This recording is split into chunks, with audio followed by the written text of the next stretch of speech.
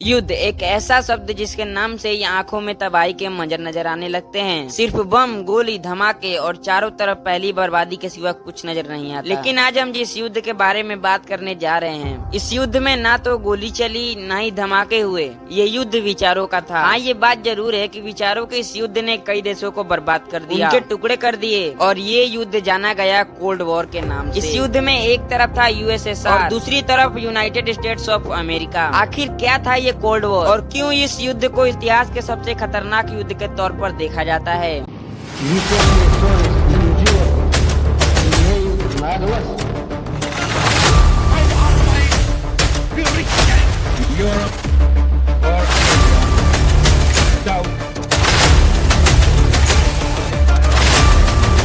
World war 2 खत्म होने के साथ ही कई बड़े यूरोपियन साम्राज्य डूब गए और उदय हुआ वर्ल्ड के 2 सुपर पावर्स का। इनमें से एक था यूएसएसआर और दूसरा the United states of America. भले ही युद्ध के दौरान दोनों देश एलाइज रहे, लेकिन युद्ध समाप्ति के तुरंत बाद इन दोनों देशों के बीच एक नया युद्ध ठन गया था। ये युद्ध था विचारों का और इकोनॉमिक्स पॉलिसीज का। एक यूएसएसआर पूरी दुनिया में कम्युनिज्म को बढ़ावा देना चाहता था, वही दूसरी ओर अमेरिका का एकमात्र मकसद था कि कैपिटलिज्म का बोलबाला विश्व के हर देश में हो। इन दोनों देशों को इस आपसी रंजिश में इनका अपना तो कुछ खास नहीं गया, लेकिन एशिया समेत विश्व के कई देशों को इस वॉर का खामियाजा भुगतना पड़ा। इस युद्ध में कभी भी अमेरिका और यूएसएसआर दूसरे के खिलाफ हथियार लेकर युद्ध में आमने सामने नहीं उतरे, लेकिन विचारों के युद्ध के वजह से इस युद्ध को कोल्ड वॉर का नाम दिया गया। सन 1930 में जोसेफ स्टालिन ने यूएसएसआर की सत्ता अपने हाथ में ले लिया। इसके बाद नवंबर 1933 में American president Franklin D Roosevelt ने सोवियत के साथ अपने रिश्तों को सही करना चाहा, इसलिए उन्होंने विलियम ब्यूलेट को मॉस्को भेजा। लेकिन उनका ये एक्सपीरियंस मॉस्को को लेकर अच्छा नहीं रहा। इसके बाद यूएसए और सोवियत के बीच दरार खड़ा हो गया।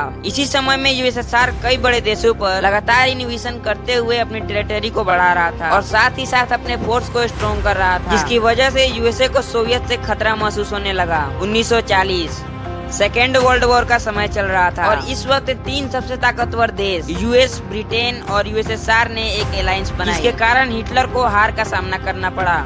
1945 में वॉर खत्म होने के बाद अलायंस अभी भी मौजूद थी, पर अमेरिकन प्रेसिडेंट हैरी ट्रूमैन ने सोवियत प्रीमियर जोसेफ स्टालिन को कॉन्फ्रेंस से बेखबर रखते हुए लोगों के बीच एक न्यूज शेयर, जहां पर उन्होंने न्यूक्लियर वेपन की सक्सेसफुल टेस्टिंग की अनाउंसमेंट की। कुछ हफ्तों के अंदर अगस्त 1945 में यूएसए ने जापान के 2 शहर हिरोशिमा और नागासाकी पर एटॉमिक बम गिराए और जापान को हार मानना पड़ा। स्टालिन को अमेरिका के एटॉमिक प्रोजेक्ट की जानकारी पहले से ही थी, इसलिए जब उसने सुना कि हिरोशिमा पर एटॉमिक बम गिराया गया तो उसने इस न्यूज पर बहुत एहतियात बरतते हुए रिएक्ट किया। स्टालिन ने यूएस के एटॉमिक बॉम्बिंग पर रिएक्ट करते हुए इसे मानवता के खिलाफ बताया था। उसका ये भी कहना था कि अब अमेरिका अपने एटॉम बम का प्रयोग यूएसएसआर के खिलाफ भी करेगा। हालांकि उनका ये डर वाजिब, यूएस के पास अब एटॉमिक बम था, जिससे सोवियत को यह डर हो गया कि यूएस इस बात के एडवांटेज जरूर उठाएगा। इसीलिए अब यूएसएसआर भी अपना एटॉमिक बम बनाने की जदोजहद में जुड़ गया और फाइनली 1949 में अपना पहला एटॉमिक बम की टेस्टिंग भी कर ली। लगातार हुए 2 विश्व युद्ध के कारण दुनिया भर के सारे देशों की हालत बहुत खराब हो गई थी। ऐसे में अमेरिका और सोवियत दुनिया के सबसे ताकतवर देश बनकर सामने आए। इसके बाद दोनों में सबसे ताकतवर बनने की होड़ शुरू हो गई और साथ ही शुरू हो गया कोल्ड वॉर। इतना ही नहीं, 1945 में पोट्सडैम कॉन्फ्रेंस के दौरान पोलैंड के बाउंड्री को लेकर सोवियत नाराज था, जो कोल्ड वॉर के कई कारणों में से एक बना। कम्युनिज्म आइडियोलॉजी को पूरी दुनिया भर में फैलने से उठाए जा रहे अमेरिका के कदम को लेकर Soviet union leader Joseph Stalin ने इसे आने वाले वॉर का इशारा समझा। जैसा कि अमेरिकन प्रेसिडेंट ट्रूमैन ने ऑलरेडी मार्शन प्लान को बनाकर दुनिया के सभी देशों को कम्युनिज्म से बचाने का प्लेज ले लिया था, वैसे ही यूएसएसआर ने भी द कॉमन फॉर्म को पेश करके अमेरिकन डॉलर इकोनॉमिक सिस्टम को क्रिटिसाइज किया और कम्युनिस्ट कंट्री को कैपिटलिज्म से बचाने के लिए अपना सपोर्ट दिखाया। इतना ही नहीं, अमेरिका के बढ़ते इन्फ्लुएंस के चलते यूएसएसआर ने यूरोप के पॉलिटिकल बाउंड्री को बांट दिया और इसका नाम रखा